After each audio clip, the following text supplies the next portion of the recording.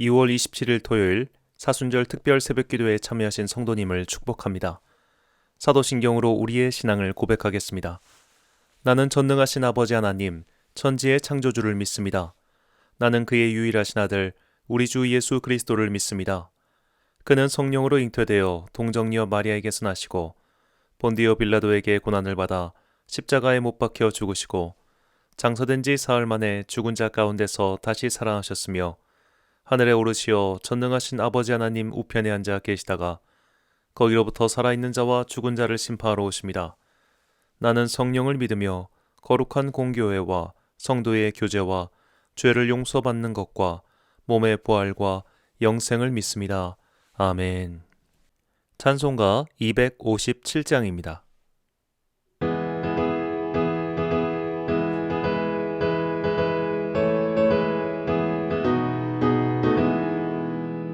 마음에 가득한 의심을 깨치고 지극히 화평한 마음으로 찬송을 부르는 어린 양 예수의 그 피로 속죄함 얻었네. 속죄함 속죄함 주 예수 내 죄를 속했네. 할렐루야 소리를 합하여 함께 찬송하세. 그 피로 속죄함 얻었네. 금이 나은 같이 없어질 보배로 속죄함 받은 거 아니요. 거룩한 하나님 어린 양 예수의 그 피로 속죄함 얻었네. 속죄함 속죄함 주 예수 내 죄를 속했네. 할렐루야 소리를 합하여 함께 찬송하세. 그 피로 속죄함 얻었네. 나 같은 죄인이 용서함 받아서 주 앞에 옳다함 얻음은 확실히 믿기는 어린 양 예수의 그 피로 속죄함 얻었네. 속죄함 속죄함 주 예수 내 죄를 속했네. 할렐루야 소리를 합하여 함께 찬송하세. 그 피로 속죄함 얻었네. 거룩한 천국에 올라간 후에도 넘치는 은혜와 찬송을 기쁘게 부르는 어린 양 예수의 그 피로 속죄함 얻었네. 속죄함 속죄함 주 예수 내 죄를 속했네. 할렐루야 소리를 합하여 함께 찬송하세. 그 피로 속죄함 얻었네. 오늘 우리에게 주시는 하나님의 말씀은 마태복음 13장 18절에서 23절까지의 말씀입니다. 마태복음 13장 18절에서 23절까지의 말씀. 이제 봉독하겠습니다. 하나님의 말씀을 경청하십시오. 그런즉 씨 뿌리는 비유를 들으라. 아무나 천국 말씀을 듣고 깨닫지 못할 때는 악한 자가 와서 그 마음에 뿌려진 것을 빼앗나니 이는 곧 길가에 뿌려진 자요. 돌밭에 뿌려졌다는 것은 말씀을 듣고 즉시 기쁨으로 받되 그 속에 뿌리가 없어 잠시 견디다가 말씀으로 말미암아 환난이나 박해가 일어날 때에는 곧 넘어지는 자요. 가시떨기에 뿌려졌다는 것은 말씀을 들으나 세상의 염려와 재물의 유혹에 말씀이 막혀 결실하지 못하는 자요. 좋은 땅에 뿌려졌다는 것은 말씀을 듣고 깨닫는 자니 결실하여 어떤 것은 100배, 어떤 것은 60배, 어떤 것은 30배가 되느니라 하시더라. 아멘. 씨앗이 열매가 되려면 이라는 제목으로 하나님의 말씀 선포하겠습니다. 우리나라 학생들 중 공부해라 라는 말을 한 번도 듣지 않은 사람은 아마 없을 겁니다.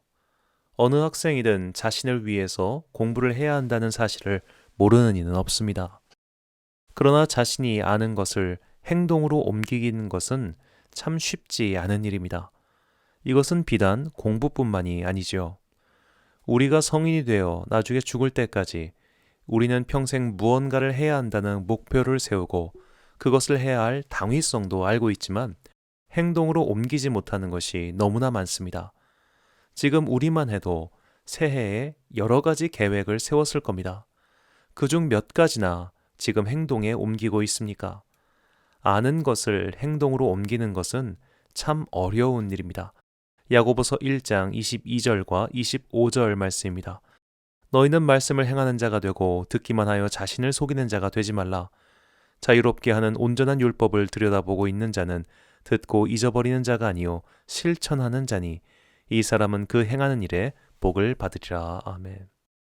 어떤 정보든 설교든 그것을 듣고 동의하는 일은 쉬운 일입니다. 그러나 그것을 행동에 옮기는 것은 완전히 별개의 일입니다. 우리의 작은 습관을 바꾸는 것도 이토록 어려운데 하물며 하나님의 말씀을 실천하는 일은 두말할 나위가 없을 겁니다. 주님께서 모든 사람을 사랑하고 받아주셨으니 나도 구원받은 그리스도인으로서 무사람을 용서하고 사랑해야 한다는 명제를 모르는 그리스도인은 한 명도 없을 겁니다. 그러나 우리는 그렇게 살지 못합니다. 사랑하며 살아야 한다는 것을 매번 듣고 알지만 정작 그것을 행동으로 옮기지 못합니다. 우리는 어째서 들은 말씀을, 배우고 알게 된 말씀을 행동으로 옮기지 못하는 것일까요? 예수님께서는 우리가 말씀을 듣고 행동으로 옮기지 못하는 이유를 세 가지로 들어 설명하십니다. 첫 번째 이유는 악한 영들 때문입니다. 본문 19절 말씀입니다. 아무나 천국 말씀을 듣고 깨닫지 못할 때는 악한 자가 와서 그 마음에 뿌려진 것을 빼앗나니 이는 곧 길가에 뿌려진 자요. 이 씨 뿌리는 비유는 마태복음, 마가복음, 누가복음 세 곳 모두에 나오는 비유입니다. 각 복음서는 이 악한 자를 세 종류로 설명합니다. 마태복음은 악한 자라고 나왔고 마가복음은 사탄, 누가복음은 마귀라고 기록하고 있습니다. 우리로 하여금 들은 말씀을 깨닫지 못하게 방해하는 것은 단순히 인간의 유혹이 아니라 악한 영의 작업 때문이라는 겁니다. 사탄 또는 마귀는 그냥 우리가 듣는 귀신이 아닙니다. 그들은 악의 천병으로 오늘도 이 세상에서 분명히 활동하고 있으며 믿는 자들을 쓰러뜨리려 하는 자들입니다.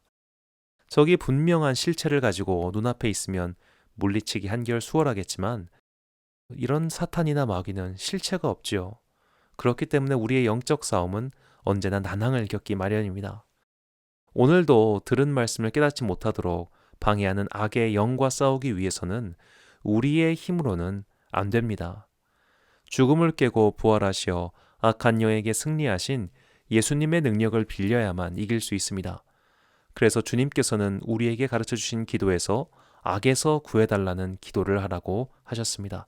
마태복음 6장 13절입니다.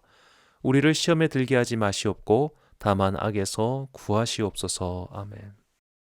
우리를 시험에 들게 하는 자도 악한 영입니다. 우리를 악에 빠뜨리려 획책하는 자도 악한 영입니다. 그러므로 우리는 항상 시험에 들지 않도록 악에서 구해달라고 기도해야 합니다. 두 번째로 우리의 깨달음을 방해하는 것은 환난과 박해입니다. 본문 21절입니다. 그 속에 뿌리가 없어 잠시 견디다가 말씀으로 말미암아 환난이나 박해가 일어날 때에는 곧 넘어지는 자요. 아멘. 이 환난이라고 번역한 헬라어 틀립시스는 압박, 고통, 절망적인 상황 등 정말 심각한 상황을 가리킬 때 사용하는 말입니다. 이런 심각한 상황에 처했을 때 믿음과 신념을 지키는 일은 정말로 어려운 일입니다. 우리는 훌륭한 신앙인들, 특히 일제에 맞서 신앙의 순결을 지킨 주기철 목사와 같은 분들의 이야기에 감동받습니다. 일제 경찰에게 주기철 목사님이 받은 고문 이야기를 듣다 보면 듣기만 해도 소름이 끼칠 정도로 잔악합니다. 이런 환난이 닥쳤을 때 과연 얼마나 신앙을 지킬 수 있을까요? 엔도 슈샤쿠의 침묵을 보면 선교사의 전향을 얻어내기 위해 당시 막부의 관리가 했던 방법이 대단히 교묘합니다. 그는 선교사를 직접 괴롭히지 않고 선교사들을 숨겨줬던 일본 기독교인들을 괴롭힙니다. 선교사야, 너만 부인하면, 너만이 예수의 성화를 밟으면 저들을 살려주겠다고 유혹합니다. 선교사는 결국 저 교인들의 비명소리를 이기지 못하고 예수의 성화를 밟고 사제직을 벗으며 전향하죠. 자, 우리나라에서도 교인을 지키기 위해 일제에 항복한 분이 계십니다. 한경직 목사, 김재준 목사와 함께 당시 프린스턴에 유학을 갔었기도 한 송창근 목사님입니다. 이분은 프린스턴을 거쳐 웨스턴 신학교 덴버 대학교에서 박사학위를 받고 조국으로 귀국합니다. 이후 1937년 민중 계몽 운동을 벌이시다가 일제에 의해 4년간 옥살이를 하십니다. 자, 그때 일제 경찰이 그에게 가한 고문을 보면 옷을 다 벗기고 나무에 묶어버린 뒤 벌레가 그의 살을 뜯어먹게 했다고 합니다. 자, 그런 고문을 받았던 분인데 이분이 이제 옥살이를 마치고 김해로 내려가서 목회를 하실 때 친일 행사에 동원되신 적이 있습니다. 그때 교인들을 지키기 위해서 그렇게 하셨다는 게 그분과 함께 했던 많은 이들의 증언입니다. 하지만 그 일로 인해 그는 2005년 친일 인명사전 후보자로 지목되었습니다. 생전 그를 알고 있었던 지인들은 송 목사는 그런 사람이 아니다 라고 했지만 현재의 눈으로 과거를 함부로 재단하는 이들 때문에 송창근 목사는 뛰어난 신학자였고 민족 중흥운동에 나름 공이 있음에도 불구하고 그의 이름을 기억하는 이가 드뭅니다. 자, 그렇다면 이런 엄청난 환난, 고통, 박해가 닥쳤을 때 어떻게 해야 그것을 이겨낼 수 있을까요? 믿음의 연대가 여기서 필요합니다. 데살로니가전서 3장 7절입니다. 이러므로 형제들아 우리가 모든 궁핍과 환난 가운데서 너희 믿음으로 말미암아 너희에게 위로를 받았노라. 아멘. 사도 바울도 선교를 다니며 참 많은 환난을 겪었습니다. 그때 그를 움직였던 동력은 두 가지였습니다. 하나는 주님을 향한 믿음이었으며 또 하나는 함께 신앙의 길을 가는 동지들이었습니다. 전쟁터에 나간 군인이 죽음의 공포를 이기고 상대 진영으로 돌격할 수 있는 이유는 옆에 있는 전우 때문입니다. 이 전우를 살리기 위해 서로가 살기 위해 함께 용기를 내는 겁니다. 믿음의 환난을 이기는 방법도 마찬가지입니다. 옆에 있는 신앙의 동료를 위해서 환난을 견디는 겁니다. 그러므로 내가 아는 누군가가 환난으로 인해 시험에 들었다면 그것에 대한 부채의식을 가져야 합니다. 내가 그때 그의 손을 잡아줬다면 그가 믿음을 버리지 않았을 텐데라는 생각을 가져야 하는 것이 마땅한 성도의 자세입니다. 우리는 혼자서 믿고 혼자서 하늘나라로 가는 것이 아닙니다. 우리는 교회로 부름받았습니다. 교회로 부름받았다는 것은 서로 다른 이들이 함께 그리스도 예수 안에서 한 몸을 이루어 눈앞에 닥친 환난과 시험을 이기고 전진한다는 뜻입니다. 지금 나와 함께 신앙생활을 하며 나와 함께 신앙의 이야기를 나누며 나와 함께 기도하고 있는 그 사람이 나의 교회, 나의 교인입니다. 혼자면 쓰러지기 마련입니다. 그러니 믿음의 삼겹줄을 가져야 합니다. 전도서 4장 12절입니다. 한 사람이면 패하겠거니와 두 사람이면 맞설 수 있나니 세 겹줄은 쉽게 끊어지지 아니하느니라. 아멘. 환난을 당했을 때 무너지는 사람을 보며 쉽게 그의 신앙을 평가해선 안 됩니다. 내가 그 일을 겪어보지 않았는데 어떻게 남을 함부로 얘기할 수 있단 말입니까? 환난이 닥쳐올 때 우리는 지금 나와 함께 있는 이들, 함께 예수를 믿고 있는 이들의 손을 잡아야 합니다. 그것이 환난과 박해를 이기는 방법입니다. 세 번째로 우리의 깨달음을 방해하는 것은 걱정과 염려입니다. 본문 22절입니다. 가시떨기에 뿌려졌다는 것은 말씀을 들으나 세상의 염려와 재물의 유혹에 말씀이 막혀 결실하지 못하는 자요. 아멘. 여기서 중요한 연결고리는 염려와 유혹입니다. 돈이 없는 사람이 돈에 대한 유혹 때문에 복음을 저버린다는 말이 아닙니다. 세상을 살아가려면 돈이 필요합니다.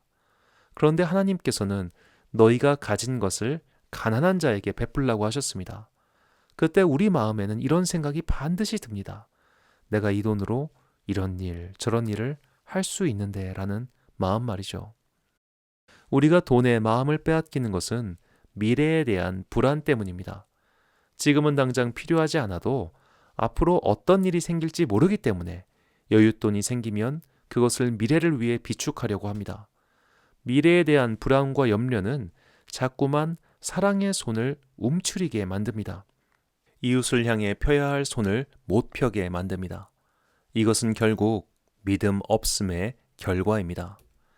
하나님께서는 가난한 자들을 위해 너희의 손을 펴서 도와줬을 때 반드시 그 손상을 보상해 주겠다고 약속하셨습니다. 그러니까 나의 잉여 자금으로 가난한 사람을 도와주는 것이 아니라 내가 이미 가진 것 중에 가난한 사람들 위한 몫을 미리 떼놔야 된다는 겁니다. 주님께서 7째 해 땅을 위해 안식년을 가지라고 명령하시며 하신 말씀입니다. 레위기 25장 20절에서 21절입니다. 만일 너희가 말하기를 우리가 만일 7째 해에 심지도 못하고 소출을 거두지도 못하면 우리가 무엇을 먹으리요 하겠으나 내가 명령하여 6째 해에 내 복을 너희에게 주어 그 소출이 3년 동안 쓰기에 족하게 하리라. 아멘. 하나님의 약속에 대한 믿음, 그분의 권능에 대한 믿음, 그분의 능력에 대한 믿음이 없이는 결코 하나님의 말씀을 따라 살 수 없습니다. 아무리 머리로는 알고 있어도 현실의 문제가 닥쳤을 때 우리가 믿음을 실행하지 못하는 이유는 결국 믿음이 부족하기 때문입니다. 그래서 예수님께서는 하늘나라의 말씀 씨앗이 발아하기 위해선 깨달아야 한다고 말씀하십니다. 본문 23절입니다. 좋은 땅에 뿌려졌다는 것은 말씀을 듣고 깨닫는 자니 결실하여 어떤 것은 100배, 어떤 것은 60배, 어떤 것은 30배가 되느니라 하시더라. 아멘.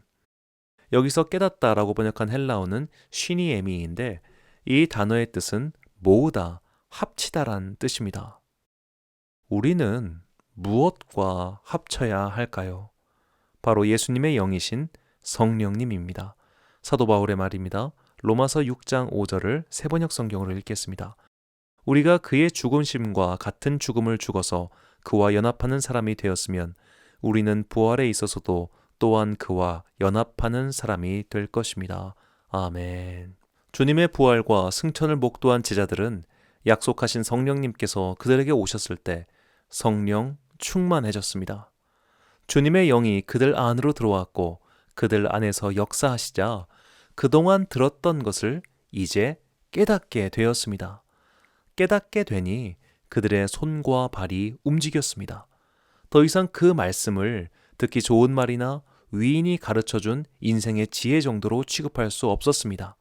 그것은 살아계신 하나님의 말씀이었고 화석이나 새겨진 글자 정도가 아니라 내 안에서 움직이는 실체였습니다.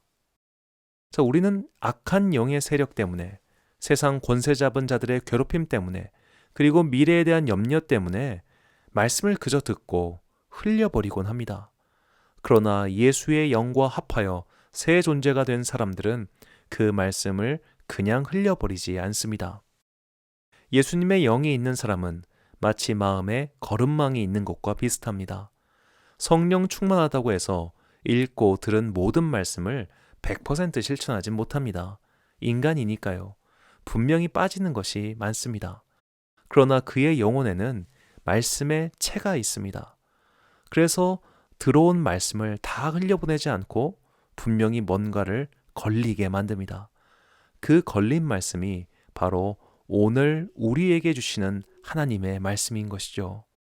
예수님의 영과 합하여 깨닫게 된 사람들은 바로 그 한 가지를 가지고 하루하루를 열심히 살아가는 사람들입니다. 모든 믿는 사람들이 위대한 신앙의 성인들처럼 살 필요는 없습니다.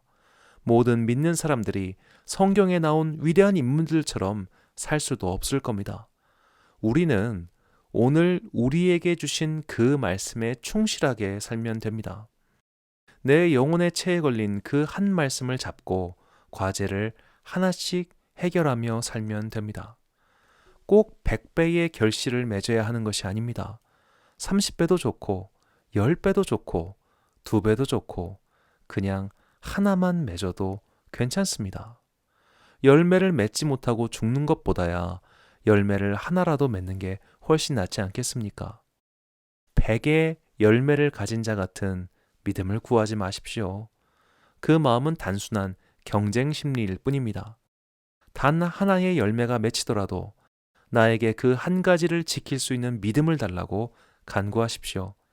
그 한 가지도 없어서 죽어버린 씨앗들, 악한 자들에게 탈취당한 씨앗들, 말라 죽어버린 씨앗들이 얼마나 많습니까?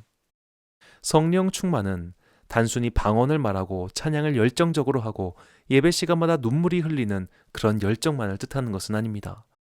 오늘도 성령님의 체에 걸려 내 안에 떨어져 있는 그 한 가닥의 말씀 씨앗을 열매 하나만 맺어보자는 마음으로 하나씩 실천하는 그 행동이 성령 충만입니다.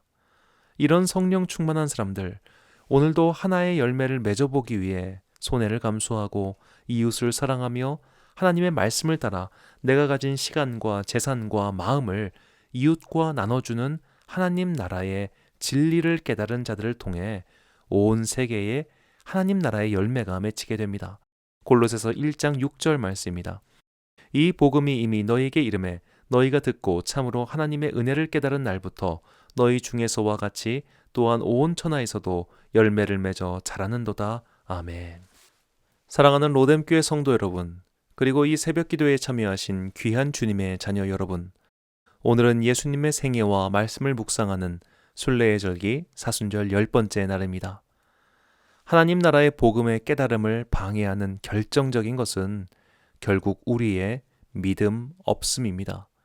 믿음이 없기에 악한 영과 대적하지 않으려 하며 믿음이 없기에 신앙의 동지를 지켜주지 않습니다. 믿음이 없기에 하나님을 믿기보다 돈의 힘을 믿으며 미래의 불안을 해소하려 합니다. 결국 믿음이 없으니 듣는 말씀을 깨닫지도 못하고 실천하지도 못합니다.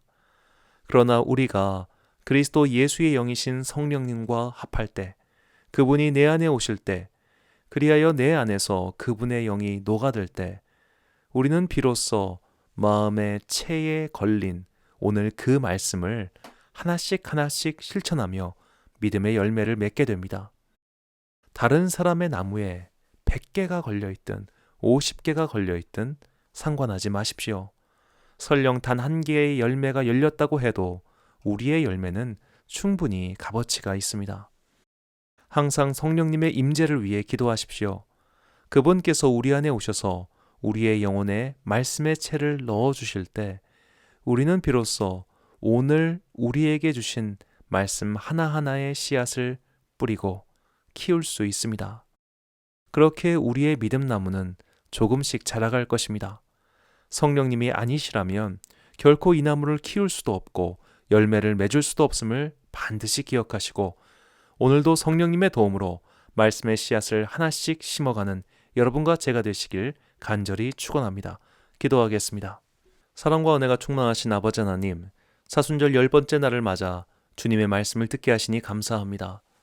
듣기만 하고 잃어버리는 자가 되지 않도록 성령님께서 우리의 영혼에 말씀의 거름망을 만드시어 걸린 그 말씀을 하나씩 실천하게 하옵소서.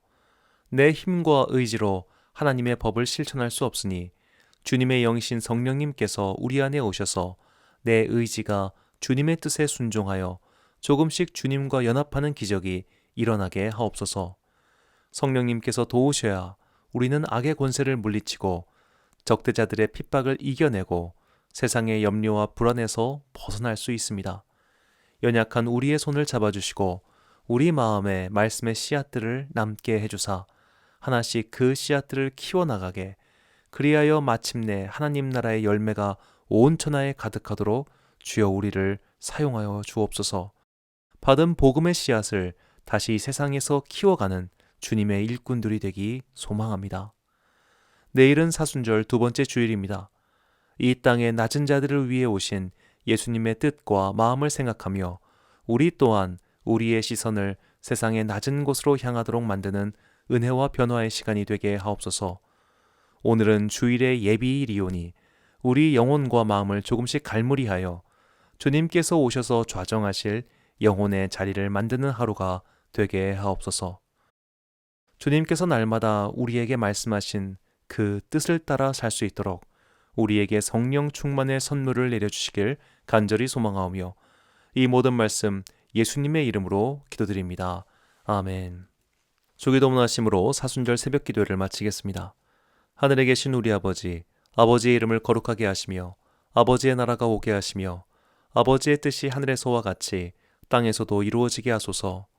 오늘 우리에게 일용할 양식을 주시고 우리가 우리에게 잘못한 사람을 용서하여 준 것 같이 우리 죄를 용서하여 주시고 우리를 시험에 빠지지 않게 하시고 악에서 구하소서. 나라와 권능과 영광이 영원히 아버지의 것입니다. 아멘.